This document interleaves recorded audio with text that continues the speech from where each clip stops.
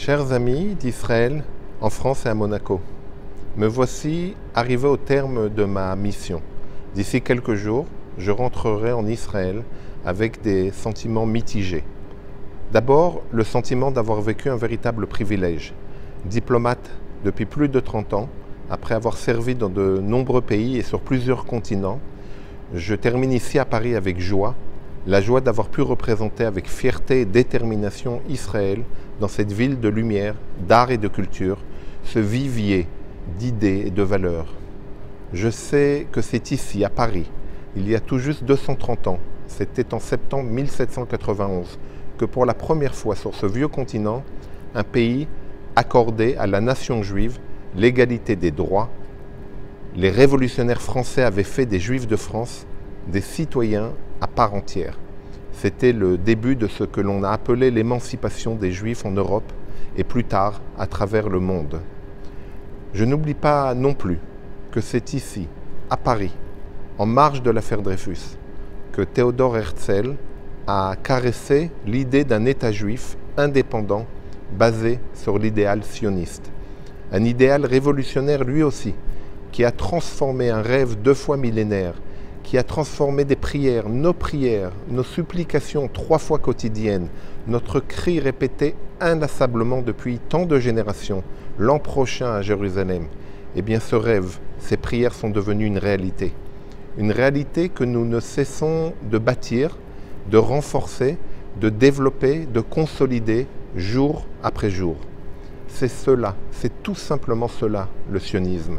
Une affirmation toute simple qui consiste à dire et à répéter que le peuple juif a le droit de vivre sur sa terre, qu'il est légitime chez lui, dans ses frontières. Oui, c'est ici, en France également, que ces bouleversements ont eu lieu.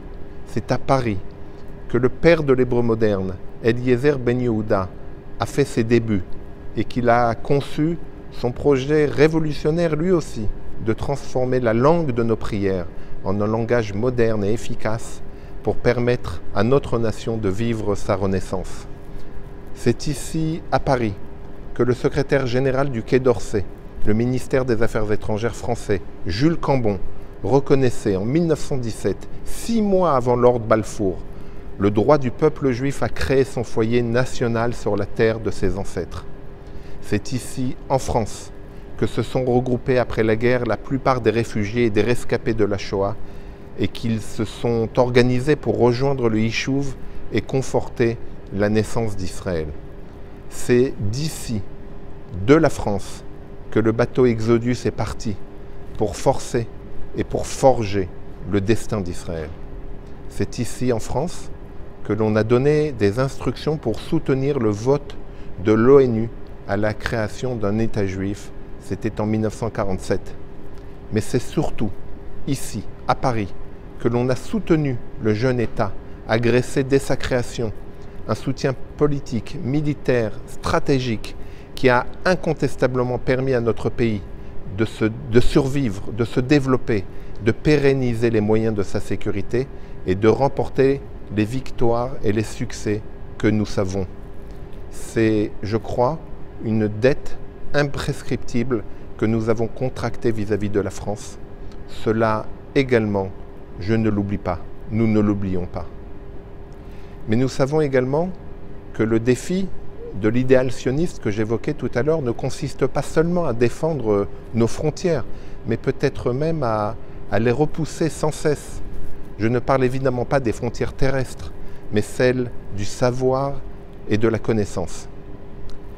Je voudrais citer Shimon Peres, qui avait l'habitude de lui-même citer un grand Français, Louis Pasteur.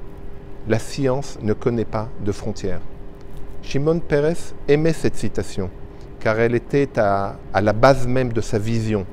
Il avait compris sans doute avant beaucoup d'autres que les notions de souveraineté, de frontières, de limites territoriales, aussi essentielles soient-elles dans l'imaginaire des peuples, eh bien, toutes ces frontières, toutes ces limites, allaient céder, allaient lâcher devant l'avalanche du savoir qui allait déferler grâce à la révolution numérique et digitale. Comme son mentor, David Ben Gourion, Ils savaient que le fossé quantitatif qui nous sépare de nos voisins ne sera jamais comblé et que l'issue serait de tenter de combler le fossé qualitatif. C'était là et c'est toujours là le gage de la survie de notre nation. Un choix stratégique pour relever la menace existentielle qui toujours pèse sur Israël.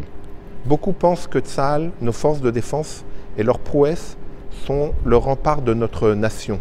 C'est vrai en partie seulement, car peu savent combien nous devons à nos universités, à nos centres de recherche, nos développements, nos applications, nos découvertes médicales et technologiques, nos institutions bancaires et financières qui ont investi et qui ont accompagné de très nombreux programmes d'études, de recherche ou d'expérience, à nos sociétés, à nos compagnies industrielles qui ont programmé, dégagé des ressources pour suivre nos chercheurs et pour transformer leurs avancées et tracer ainsi chaque jour de nouvelles pistes et de nouveaux chemins, non seulement pour Israël, mais pour toute l'humanité. La chutzpah, l'audace, l'impertinence qui longtemps a été la marque de fabrique d'Israël et que certains ont interprété comme étant de l'arrogance, eh bien s'est transformé en courage, en hardiesse, en intrépidité, en bravoure, bref, vous l'avez compris, en innovation. C'est ainsi qu'est née la Startup Nation. Le pays du kibbutz a engendré un écosystème quasiment unique au monde qui permet chaque année, depuis plus d'une décennie, de nous placer en tête du nombre d'enregistrements de nouveaux brevets par habitant. C'est cela également la réalité d'Israël. Et c'est cette réalité qui est incontestablement à la base des chamboulements auxquels nous venons d'assister au Proche et au Moyen-Orient. La puissance technologique et scientifique d'Israël est désormais un fait incontournable, tout autant que sa puissance militaire.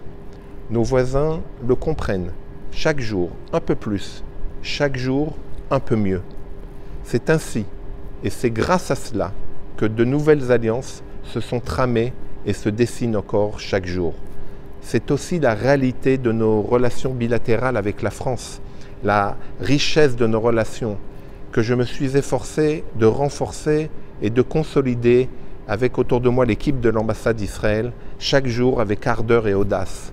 Il y a encore beaucoup à faire, beaucoup à imaginer et beaucoup à créer. Je parlais en introduction de sentiments mitigés qui m'animent à la veille de mon départ. Je pense évidemment à la montée de l'antisémitisme qui agite à nouveau le vieux continent. Chaque jour, un antisémitisme plus décomplexé, plus violent, plus arrogant et plus dangereux. Je suis tellement triste. À nouveau, ici en Europe et en France, des Juifs meurent parce qu'ils sont Juifs. La peur du lendemain est à nouveau au rendez-vous. L'incertitude du futur, l'incapacité de se projeter sereinement, tranquillement dans l'avenir pour ses propres enfants, à se construire là où on se trouve, là où on est né. Alors, plus que jamais, je voudrais vous dire et répéter que c'est exactement pour cela que l'État d'Israël est né. Pour nous permettre, pour vous permettre de vivre et d'être un peuple libre sur votre terre, sur notre terre, la terre de Sion et de Jérusalem. Shalom, au revoir et à bientôt.